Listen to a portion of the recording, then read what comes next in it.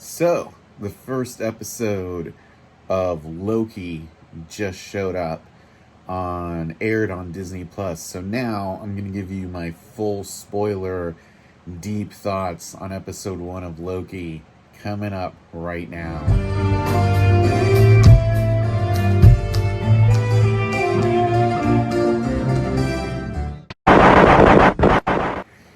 So, hey guys, it's your pal Victor here from Cult Classics, obviously, cult following, all sorts of stuff. So, the first episode of Loki just aired, and I know I did the review earlier. It was kind of, there were some spoilers, but it was kind of just like the gist of the show. Here's my full episode 1 thoughts. My first thoughts on this episode are number 1.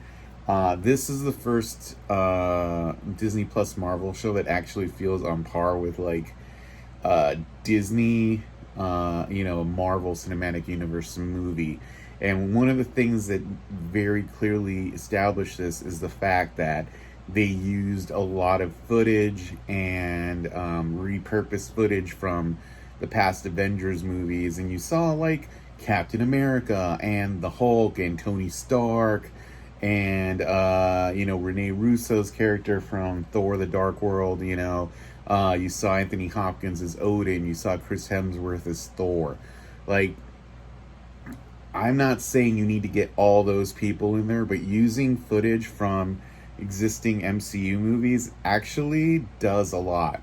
Way more than, Don Cheadle's like 2-second cameo in The Falcon and the Winter Soldier. I mean, just that instantly just put it on a level. Like, this is like a movie. It felt a lot like Thor Ragnarok.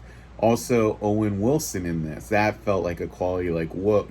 People made a big deal about Julia Louis-Dreyfus being in Falcon and the Winter Soldier. Dude, like Owen Wilson, this is not a diss, but Owen Wilson is like 10 times the more famous actor than Julia Louis-Dreyfus. That feels like a get to me. Like, this was we got a real famous actor in this. It's like having Martin Freeman in Black Panther. Owen Wilson is like more famous than Martin Freeman. So, maybe that's a perception thing, but perception is reality a lot. And Tom Hiddleston, who's also a big time movie actor. This is like Chris Hemsworth getting a Thor series on Disney Plus. I'm like, it's impressive. And he made this whole episode. The TVA stuff like very much feels like Doctor Who. I did really like the rewind effect button thing. That was very cool of a leash. Like the TVA as a setup scene actually felt way more impressive than Asgard does in Thor: The Dark World.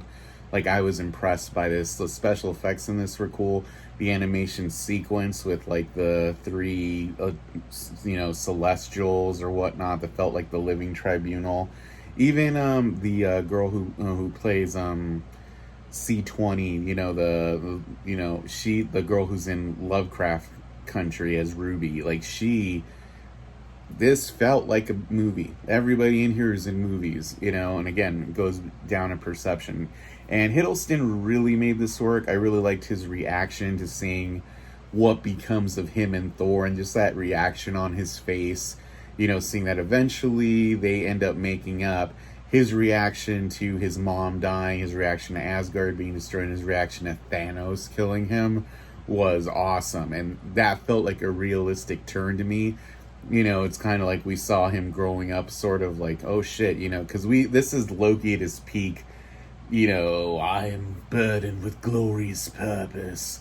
And, eventually he grows up from that. But seeing him at the height of his stupid arrogance, this is right after he killed Thanos' emissary. This is right before Thanos' emissary is killed, in Guardians of the Galaxy time 2 years later. And, Loki feels he's the equivalent of the emissary, even though he doesn't get to deal with Thanos directly. And I know Loki doesn't kill the emissary. It's, what's his face? Lee Pace's character in Guardians.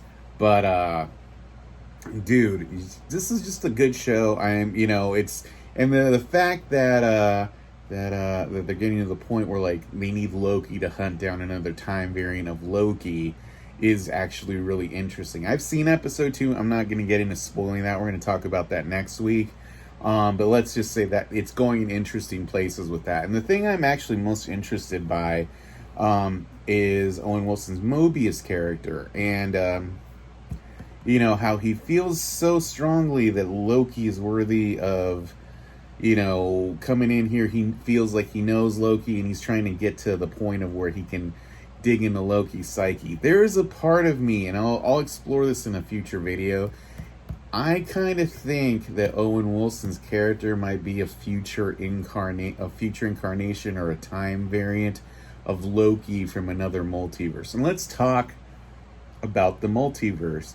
This is essentially the first time we've heard the word multiverse officially christened, in a Marvel production. We've seen it bantied, about a little bit, as time branches when the Ancient One talks about it in Endgame. And we've seen it sort of, we know it's the title of the next Doctor Strange movie, and we know that there's an element of it in the next Spider-Man movie. But this is the first time we've seen multiverse in a Marvel thing.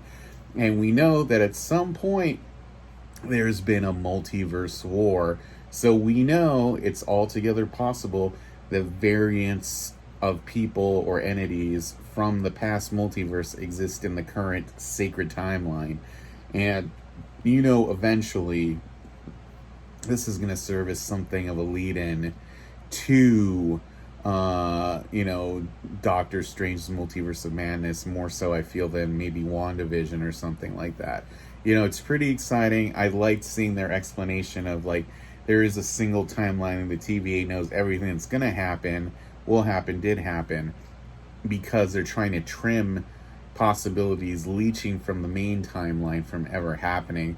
And I wonder if this will have something to do with What If and the Watchers or something. We'll see. I mean, I feel like it's very interesting. So those are like basically my initial thoughts, deeper, more spoilery thoughts on this episode of Loki. Oh, before I get into that, the best part of this episode, the fact that Loki's whole thing at this point is like, I need the Infinity Stones to become a god. The Tesseract doesn't work in the TVA, and all the office drones here, and it just used Infinity Stones from alternate universes as like paperweights. Dude has every Infinity Stone in his desk drawer, and like Loki's just like, it's like when you go, the equivalent would be like, say you're like a hardcore like collector of like something, and you go to somebody's house and they just happen to have it and they think it's a piece of shit, or like, oh yeah, my buddy gave me that, and then they like throw a piece of crap on top of it, and you're just like, whoa, whoa, whoa. That's kind of it, and that moment was amazing, just like realizing the Tesseract is like a piece of shit. And how funny is it? This is the Tesseract that like we've followed since the start of the MCU, in its final resting place is in a fucking space version of Dunder Mifflin. It's kind of hilarious, But yeah, and I love the little educational video. Did you catch that Tara Strong was the voice of Miss Mittens?